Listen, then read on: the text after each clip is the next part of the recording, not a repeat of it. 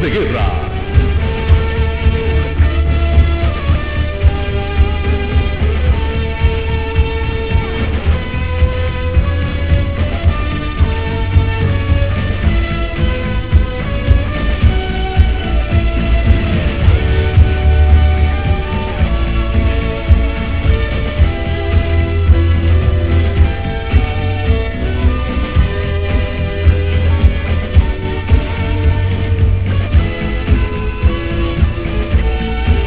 Día B, la historia total.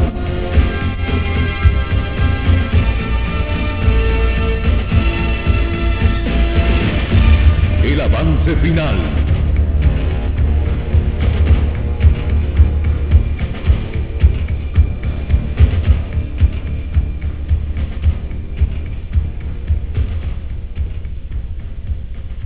El tiempo se agotaba para que los alemanes expulsaran a los aliados hacia el mar.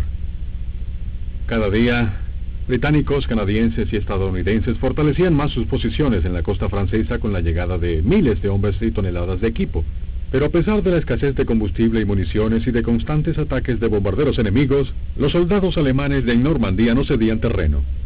Quizás en parte gracias a sus armas superiores, pero aún más porque los alemanes veían la batalla de Normandía como su última oportunidad para vencer a los aliados. So ist passiert, dass die Grenadiere... We felt we were ready for the invasion. My division was fairly new during Normandy, so some soldiers were still waiting for their equipment. But my reconnaissance regiment was very well equipped.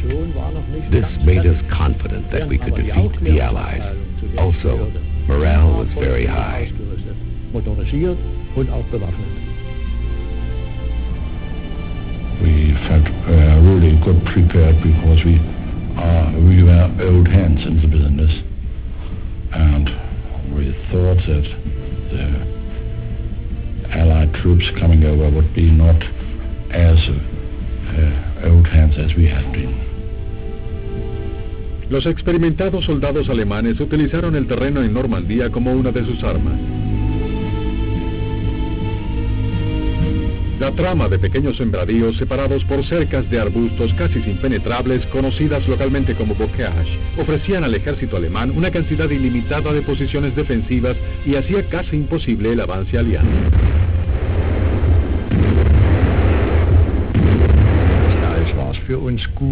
The hedges worked very well for us.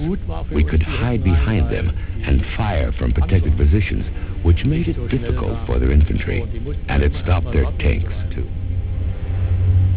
Un corresponsal de guerra alemán se encontraba en la zona para captar el desplazamiento de Helmut Günther y sus hombres en el bocage. Esta mezcla de pantanos, altas cercas, estrechas vías de penetración y colinas llevó al general Omar Bradley a declarar que Normandía era la zona más endemoniada que había visto.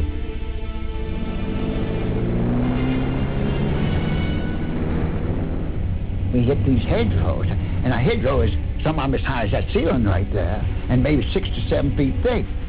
And every one of the Germans had been there for 4 years, so they could zero in on every blade of grass, and it was suicidal. The hedgerows themselves were terrible because they were so mysterious to us, and they were... You couldn't escape it. That was the only territory there was, and it felt very dangerous. Además de la ventaja en el terreno, el ejército alemán también contaba con superioridad en el armamento. El tanque Panzer Mark IV Panther, así como el temible Tiger de 60 toneladas, eran muy efectivos en Normandía. Los acorazados alemanes no solo estaban equipados con mejores armas, sino que su blindaje también era más grueso que el de los débiles Sherman. We could outrange them easily. We could fire upon them from 1,200 meters, and they could harm us from 400 or 500 meters.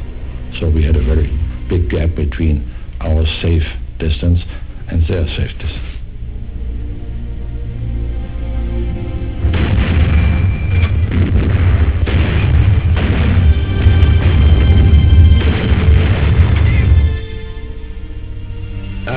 that we had been victims of a tragic misunderstanding, because I had been to tank school. I'd seen the M4 Sherman tank, and I'd been told that that was the best tank going, and I believed it. I believed it better than German tanks. I didn't know that German tanks were like they were. Our men went into Normandy believing that those tanks were good and that they were equal to or better than German tanks. When we got in there, it was a real tragedy to see it was the other way around. Our division had fantastic losses. We lost 87 tanks going the first 7 miles through those hedgerows. It was just horrendous. Stefan Barilak, de la primera división polaca de blindados, había entrenado en Inglaterra, y cuando su unidad llegó a Normandía, los hombres inventaron un apodo interesante para el tanque estadounidense. We liked the Sherman because it was fast and very maneuverable, but its armor was too thin. The Sherman was very easily knocked out, so we called it the Rolling Grave. El tanque alemán que mejor se prestaba para combatir a los Sherman en Normandía era de hecho el anticuado Panzer Mark IV. Aun cuando no era tan avanzado como el Panther o el Tiger, era más maniobrable y tenía una silueta de menor perfil, lo que le permitía esconderse tras los arbustos. Aún así, el poderío de los Tiger superaba cualquiera de sus desventajas. Afortunadamente para los aliados, el ejército alemán no poseía un gran número de blindados pesados modelos Tiger en Normandía. The Germans had a total of something like 1,550 tanks in the Western theater, most of these, of course, being the Mark IVs and the Panthers. Unfortunately for them, only roughly 100 were actually the heavier German Tiger tanks, which fought so spectacularly during the Normandy campaign, even though they were only committed in small numbers. Los soldados alemanes más experimentados y con equipo de superior calidad infligían gran número de bajas a las fuerzas aliadas.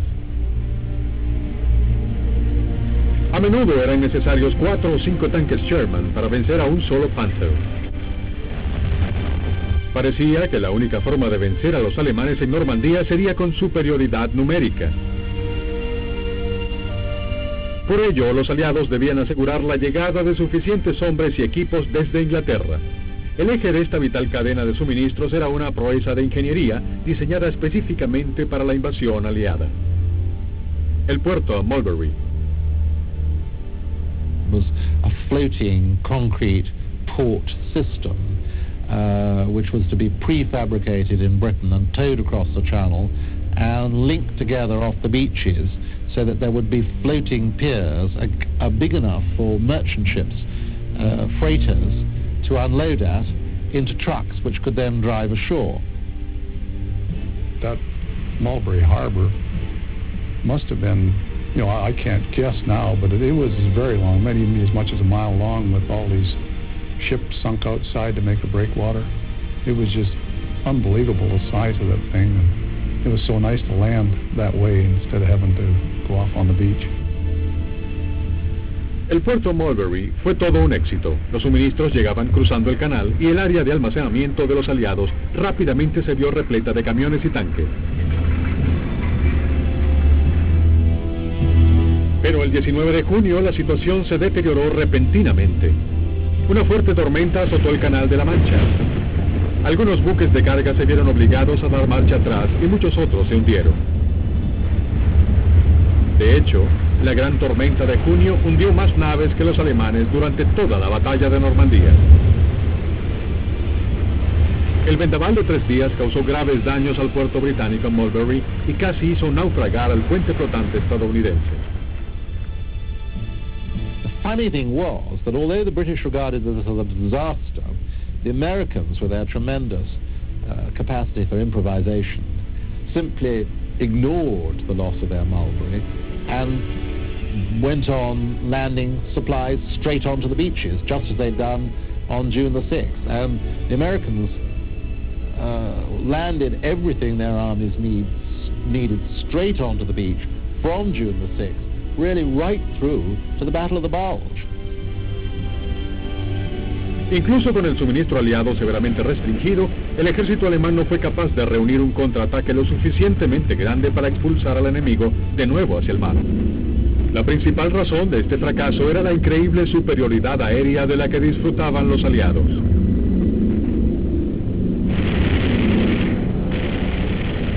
You could see the losses every day, and you could see that no movement by day on the streets were possible at all. I mean, it's a risk of being shut down after a couple of minutes or half an hour or so.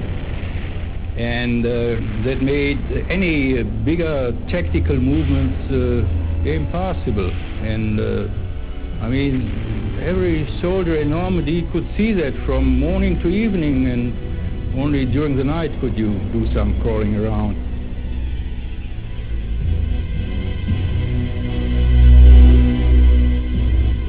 Ningún bando había sido capaz de lograr una decisión rápida en Normandía, pero gracias a la superioridad numérica aliada, las fuerzas alemanas comenzaron a darse cuenta de que esta situación de equilibrio era su única meta realista. There were so many Allied troops, tanks, guns, infantry, air power too, that we realized we only could try to hold our line to make a short step forward, but after the 5th or 6th day from D-Day, we realized we would never see the coast again. Armas de Guerra continuará en un momento. Usted está viendo Armas de Guerra con Armas de Guerra.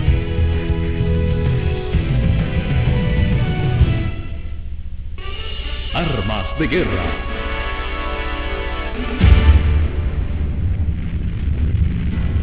A comienzos de junio era evidente que no había esperanzas de que la batalla de Normandía concluyera rápidamente.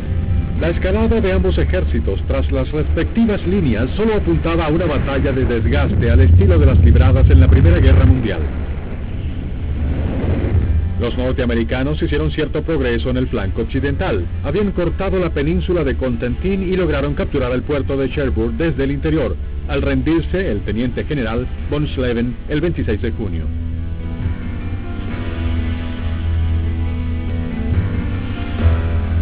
Pero el puerto de Cherbourg había sido completamente destruido por los germanos antes de rendirse. Durante al menos un mes más era inservible. La ciudad de Caen parecía ser la clave de la victoria. Caen is the straight line from Normandy to Paris. Caen sits astride the N13. Caen has the airports outside it that Tedder and the airmen absolutely had to operate inside Normandy. It was the critical point. The push should have been made at Caen. Monty didn't push at Caen. La confianza y paciencia de Montgomery ante la lentitud del avance aliado daba seguridad a los soldados británicos, pero desesperaba a muchos de los comandantes estadounidenses. Montgomery optó por una solución que parecía extremadamente metódica para algunos, pero de buen juicio para otros, a causa del menor número de bajas que produciría. The Allied plan was for the British Canadians to fight a heavy battle at their end of the bridgehead, to draw the German reinforcement, particularly the tanks, towards them, while the Americans built up their strength at the western end of the bridgehead, cleared as large a lodgement area, as it was called, as possible, got Cherbourg as a port, and developed a situation in which they would be so much stronger than the Germans opposite them, who would have been weakened by needing to fight the British and Canadians, that they would eventually break out. Pero las fuerzas estadounidenses aún se encontraban atrapadas en los mortales campos del flanco occidental. A medida que aumentaban sus bajas en los combates a corto alcance, la ruptura de la línea alemana no parecía inminente.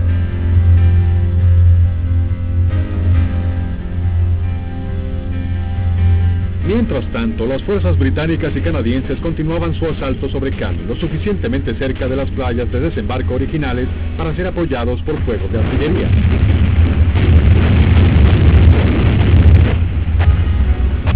Varios ataques aliados de gran escala habían logrado que las fuerzas canadienses y británicas se acercaran a la ciudad. Una vez capturados varios de los pueblos cercanos, se requería una ofensiva final para la toma de Caen.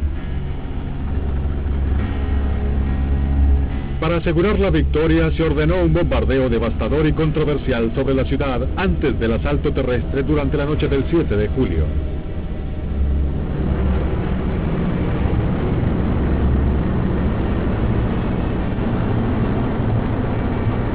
We felt that the British couldn't get around, and we thought, well, they would simply wipe out what is left of the town. And in fact, one evening, the sky was so full of those planes, it was a sign of power, which was almost exhilarating. And I had a camera, and I decided to take a photograph, but finally gave up. And I thought, well, after all, none of us would survive. It's absolutely stupid or useless to take a photograph. Una vez saturada la ciudad de Caen desde el aire, los blindados aliados comenzaron su avance en la segunda fase de la operación Charnwood.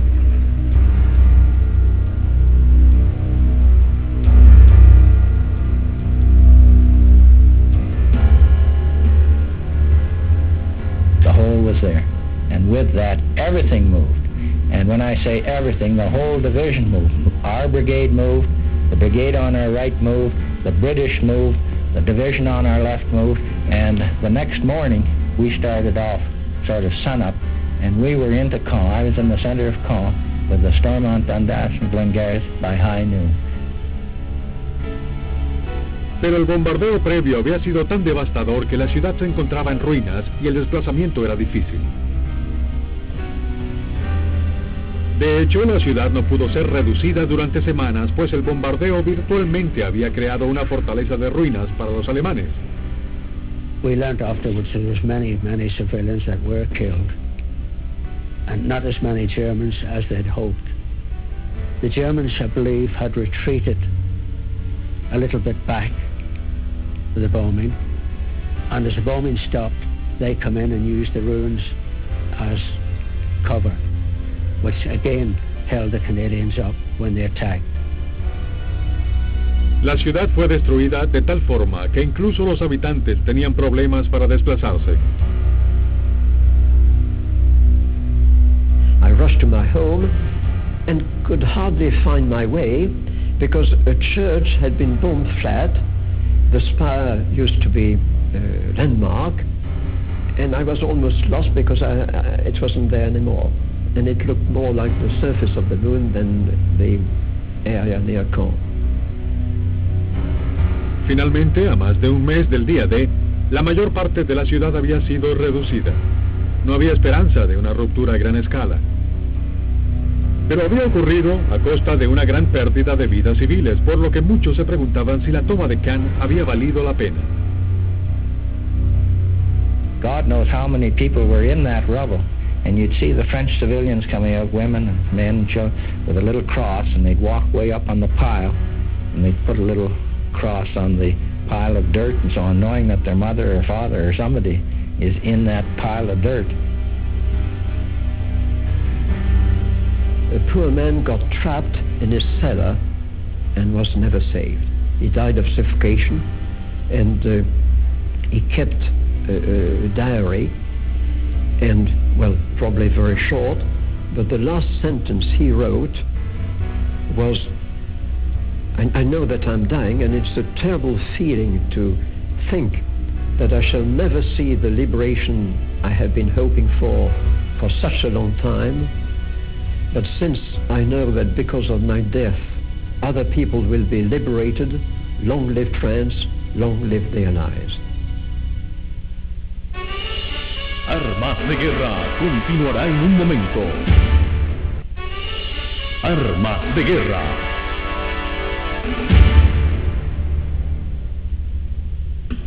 Diez días después de la entrada a Caen, las tropas británicas y canadienses aún trataban de expulsar a los alemanes de este laberinto de escombros. Los estadounidenses se aproximaban al final de la zona de arbustos en el flanco occidental, en dirección a la ciudad de Saint-Lô, pero el avance era lento y muchas las bajas. Con el fin de aliviar la presión sobre los estadounidenses, otro ataque blindado a gran escala fue lanzado por británicos y canadienses. también precedido por bombardeo pesado. Las esperanzas crecían. ¿Daría este ataque la ventaja para el avance? There was a great big armored battle called Operation Goodwood on July the 18th, which was partly an attempt to have a battle with the German armor, but also an attempt to break out if a breakout was achieved. In fact, it was a German victory. Goodwood saw a terrible loss of British tanks for no major capture of ground. It was the only time our regiment had to attack going forward. It was a drive by the British from the northeast to southwest, south of Caen. And we came into the side.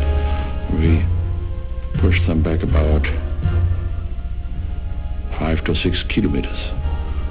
And suddenly we thought, oh, it works.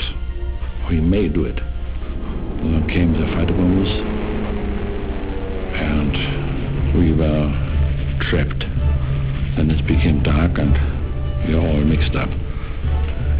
Englishmen there, we there, Canadians there. It was a big mixture. La Operación Goodwood finalmente había logrado reducir la ciudad de Caen, pero no se había inclinado la balanza. También había preocupaciones sobre el uso de bombardeos pesados tan cercanos al frente de batalla. Las bajas por fuego del mismo bando eran un efecto colateral devastador del apoyo aéreo en Normandía.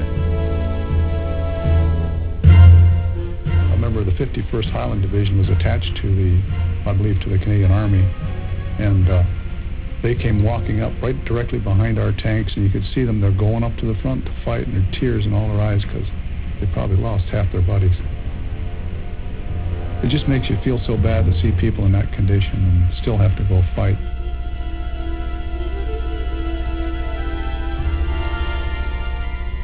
Una semana después del fracaso de la Operación Goodwood, los estadounidenses se encontraban listos para intentar una ofensiva por su cuenta. Habían tomado la ciudad de Saint-Lô y finalmente avanzaban sobre campo abierto. Ya no se interponían más obstáculos de arbustos en su camino. El soldado a cargo de la Operación Cobra era el agresivo y confiado George S. Patton, hijo. Siempre dispuesto a tomar riesgos, Patton envió sus blindados puntas de lanza a través de las debilitadas líneas alemanas tan pronto como Bradley le cedió el mando del Tercer Ejército. Patton was brought into action at the end of July, and Third Army was activated.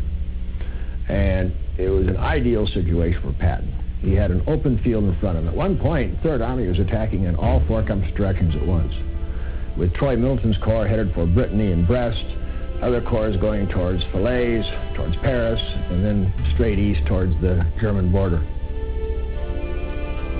Una vez más, el avance aliado comenzó con apoyo de la omnipresente Fuerza Aérea.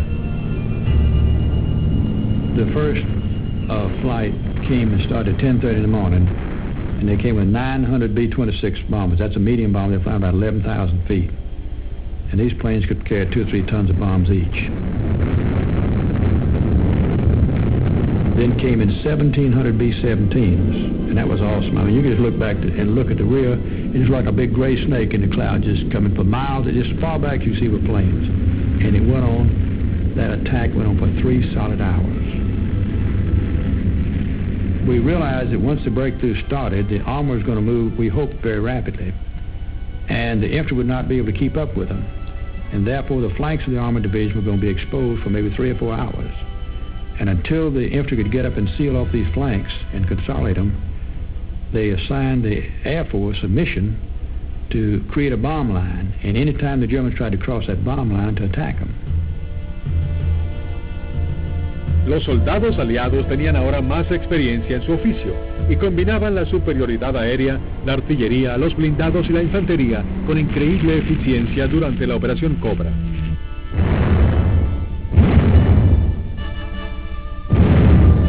Los estadounidenses avanzaron más en un día que en las 6 semanas previas. They moved 900 yards in the first 45 minutes. That's more than they'd been able to move in 2 or 3 days before then. the German reserves that were in that area were completely obliterated. And so in 17 miles, with a heavy air bombardment, we lost 2 tanks. Prior to that, trying to go 8 miles in a hedgerow, we lost 87 tanks. If we were in equal numbers, or say 1 to 2 or 1 to 3, but that was nearly never the case. So the rest of your cars came around us and knocked us out from the sides. Hitler ordenó un contraataque el 2 de agosto dirigido a la ciudad de Mortain para cortar la línea de suministros de Patton. Pero las divisiones que Hitler enviaba a la batalla solo tenían una fracción de su antigua fuerza. Además, la inteligencia aliada supo del plan con varias horas de anticipación. La ofensiva ganó cierta cantidad de terreno, pero nunca amenazó seriamente a los aliados. Lo que sí logró fue negar al ejército alemán la oportunidad de una retirada de Normandía. Para algunos de los comandantes aliados, el éxito de la Operación Cobra confirmaba el plan de batalla de Montgomery. The strategy had worked. The British had got the German armor up to their end of the battlefield, and they had weakened the Germans at the American end of the battlefield sufficiently for the American punch, when it came, to go through the German front and lead to this dramatic breakout led by Patton's Third Army. Pero para otros en el bando aliado, particularmente los estadounidenses, la ruptura de la línea alemana fue una amarga victoria. Sentían que Montgomery había fracasado en su impulso hacia Cannes después del día D y luego había tenido la audacia de tomar crédito por la victoria. Now here is where the Americans, of course, got so furious with Montgomery they couldn't stand to be in his presence.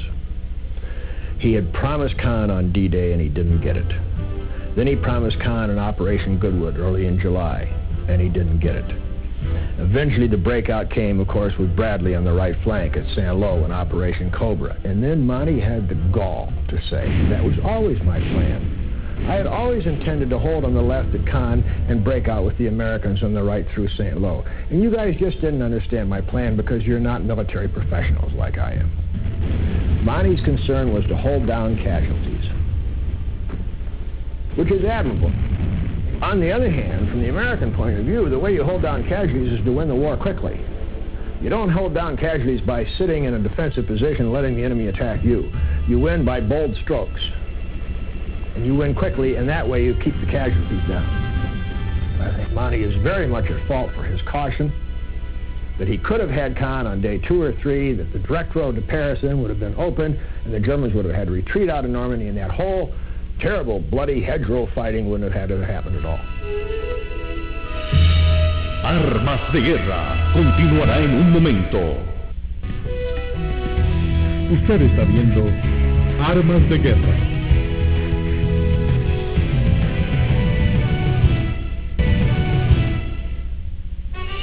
Armas de Guerra. Los aliados avanzaban, maniobrando para acercar y estrangular al ejército alemán. La batalla se concentraba ahora en unas pocas millas cuadradas de prados y pequeños pueblos en los que los alemanes luchaban por sobrevivir. Miles de ellos se rendían, pero otros miles combatían la enorme superioridad aliada en artillería, ataques aéreos y asaltos de infantería. Ahora que los estadounidenses habían inclinado la balanza y avanzaban a campo abierto, las interrogantes eran cómo y dónde atrapar al ejército alemán en retirada. Una vez más, había ideas muy distintas en el bando aliado. Patton, with the Germans defeated in Normandy and with the Third Army now on the loose, wanted the big encirclement. He wanted to go way around Paris and really cut off the entire German army in Normandy and end the war. September 1944, the war could have been over. Instead, Monty insisted on the small solution, on the cutting in at the Falaise, and that the Canadians would come down, and that Patton's Third Army and the Canadians would meet at Falaise, and you would trap part of the German army. Monty was the commander. Patton had to do what he was told. El 8 de agosto, cuando los estadounidenses comenzaron a aproximarse a Falaise desde el norte, el general Bradley afirmó: Esta es una oportunidad que se presenta a un comandante solo una vez en 100 años. Estamos a punto de destruir todo un ejército alemán. La ciudad de Falaise, palabra que significa acantilado en francés, está rodeada por profundas gargantas y estrechos pasajes. Esa fue la ruta que tuvo que tomar el ejército alemán en su retirada de Normandía. Las batallas en las vías cercanas a Falaise fueron unas de las más intensas y brutales de toda la guerra. Many men were killed, wounded, or taken prisoner. We lost nearly all our materials. I was wounded when I came out of the pocket. I got a bomb directly on the backside of my tank. It exploded and I was blown out of the turret. To use a German soldier slang, we were kleine Marschierer. Men without importance, just crawling around in the dirt of the fighting and the battles. Even for you people, for you men, to see the content of the pocket of Falaise. So many deaths I've never seen. It's an awful thought even today. They sent in rocket-flying Typhoons, and the Germans lay in heaps, 10,000 corpses, one on top of the other, and the heat was intense and the smell was absolutely nauseating. A war picture or a war film on television, it may show you some of the visual horrors of the war, but one of the worst horrors of war is the smell. The psychological effect of being attacked by rockets is very horrendous, and we did as much in that respect, demoralizing the people we were attacking as achieving actual results in knocking a tank out or what have you. We had artillery pulled by horses that would be down, and the trucks and tanks and half-tracks mixed in there, and they were all destroyed. And what our people were doing, they had bulldozers off to the side of the road where there's trees on the side. They'd be off to the side digging monstrous big long pits. And then they'd come up on the road and just everything went into the pit. I suppose I suffered a kind of spiritual sickness, all my ideas of humanity and religion and spirituality. I wasn't slow to realize the horror of war, but I hadn't seen it or smelt it face to face. En Falaise, a medida que se cerraba la brecha para el escape de los alemanes, la superioridad material de los aliados se hizo cada vez más evidente.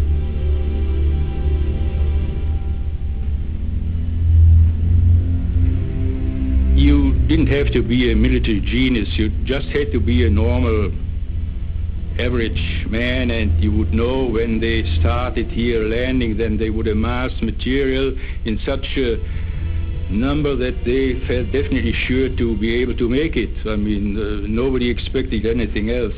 And we knew from the very beginning, whatever we had there would probably be the last we would have at all, because there was no chance whatsoever to get additional supply, because more or less there was no supply lines left anymore. Nach den Kämpfen der Normandie, we felt completely helpless against so many in the Normandy campaign. We wanted to go back to the Eastern Front, where the fighting was man to man and tank versus tank. Además de su inferioridad numérica, el armamento del ejército alemán era más complejo y por ello menos confiable que el de los aliados. As you kept moving up and taking ground and seeing a perfectly good Panther, or it looked perfectly good and so on, and sitting in a field or so on, and you wondered whether it had been hit or out of gasoline or a breakdown.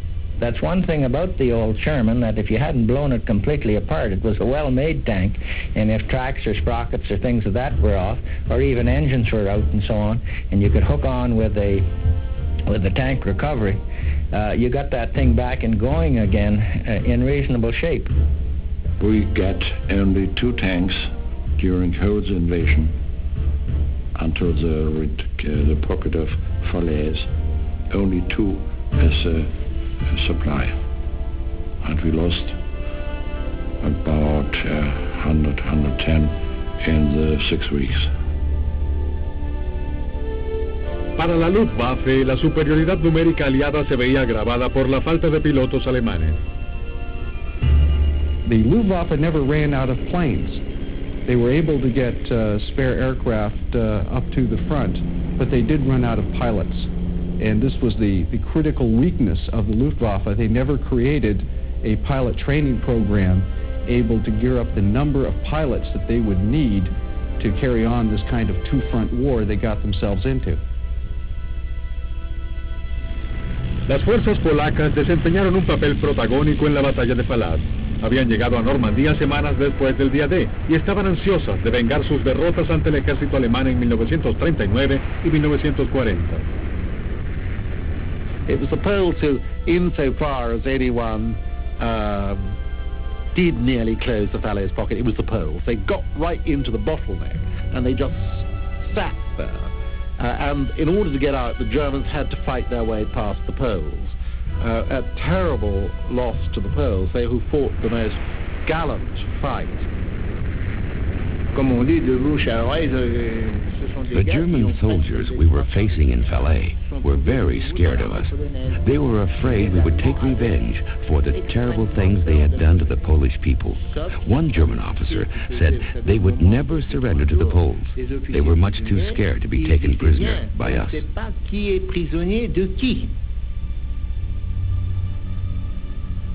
Pero de esta tragedia para el ejército alemán nacieron varios héroes. Fritz Langanke obtuvo la Cruz de Caballería por abrir una ruta de escape que salvó la vida de muchos de sus compatriotas. Fortunately, we were able to knock off the first 2 American tanks standing there at that road and blocking our advance. Immediately the spirit of all the people was up, you know, and with a big hollering, everybody jumped up, and so we were able, and I had cleared the road for the rest of our 3rd Battalion. I know we were quite a good-sized group with maybe 500-600 German soldiers then breaking through. There is the sense of disappointment about Falaise in the Allied camp. That we had the Germans in Normandy totally defeated and we should have bagged the lot of them. All sorts of bitterness developed out of the apparent failure at Falaise. Well, there's another way to look at this Falaise battle. It was a tremendous victory. The German army in France was destroyed. A lot of Germans got out, but a lot of Germans didn't get out. About half the German army in France was either killed or captured at Falaise. Those that got out without weapons. Remember, after all, that after Falaise, the Allies, who had been measuring their progress in yards per day for the whole of June and the whole of July, now started measuring their progress in 10 and 20 and 30 and even 50 miles in a day. They leaped across the Seine River.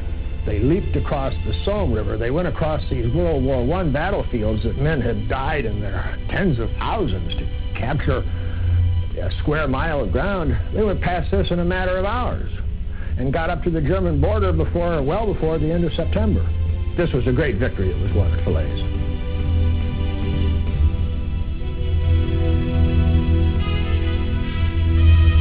Armas de Guerra continuará en un momento. Usted está viendo Armas de Guerra.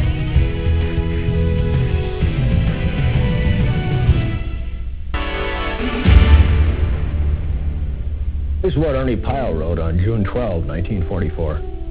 I want to tell you what the opening of the Second Front entailed, so that you can know and appreciate, and forever be humbly grateful to those both dead and alive who did it for you. Durante los últimos 50 años es mucho lo que se ha escrito sobre los eventos del día D y la batalla de Normandía. Pero las únicas palabras que pueden expresar la realidad de esos tiempos de caos son las de los valientes hombres y mujeres que sufrieron el dolor y los sacrificios en esas playas y esos campos. I hear the word hero all the time, and I know I wasn't a hero because I felt intense fear during the whole operation. That was rather humiliating to know that I could feel fear. I'd never felt fear like that before. All these guys that gave their lives for their country are heroes. And you can't take that away from them. They're the ones that really made it happen. And of course, the rest of us survived. We helped make it happen, but the point is that we were all on the line, and it could have been any one of us. And we're just one of the lucky ones that got out of it.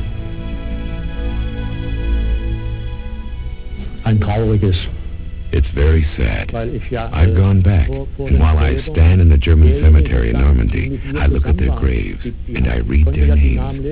I know these men. We were together. They were only 18 or 19 years old, just boys, and their lives ended. I got to have my life. I've lived a full life, but they didn't. And for what?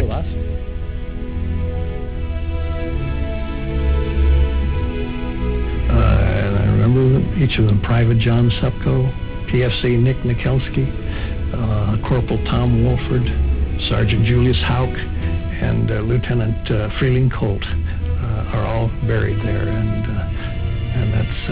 that's years later is when you really feel it and really mourn buddies that died.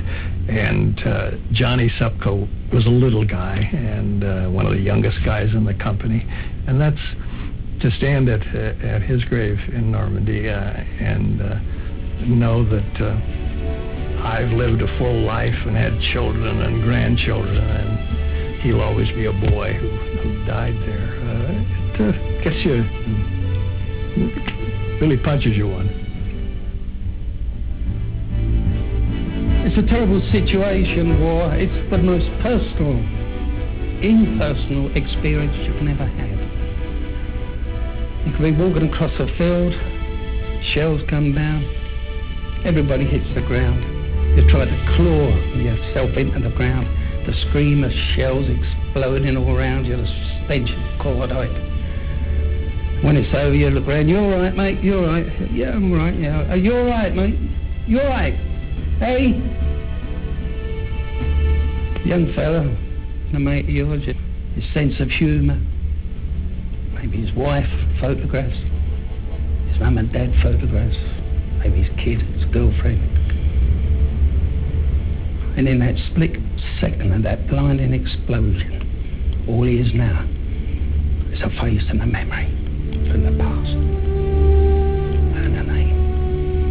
All his ambitions, all his hopes destroyed. The hardest part comes as you're sitting there or standing there looking at him. You think back home, his mum and dad don't know. I do. The hardest part comes when they get that telegram. That's the hardest part for me. That's war. I'm not here to make excuses for war or to justify war, but I definitely am not going to glorify war. War is death, disease, destruction, disablement, and a sheer waste of men and women and raw materials. The only people that profit from war are the men who make the munitions and the guns. Nobody wins wars. There's losers on every side. When can their glory fade? That's what Tennyson asked about the men of the Light Brigade, and so ask I about the men of D-Day. Tennyson writes, "Oh, the wild charge they made. Honor the charge they made." No way we can ever honor the men of D-Day enough. It is to them that we owe our freedom today. If you think of all those who made the supreme sacrifice, remember the real meaning of that.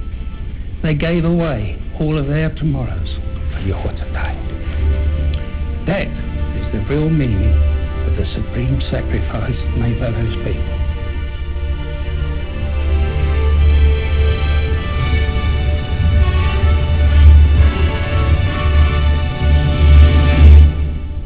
El día D fue el comienzo del fin de la guerra en Europa. Jóvenes e inexpertos soldados, frescos tan verdes como maíz creciente antes del 6 de junio, ahora perseguían incansables la tambaleante maquinaria de guerra de Hitler. Los aliados habían liberado a Francia y rápidamente se dirigían a Alemania. La libertad regresaba a Europa gracias a los sacrificios realizados en las playas y los campos de Normandía.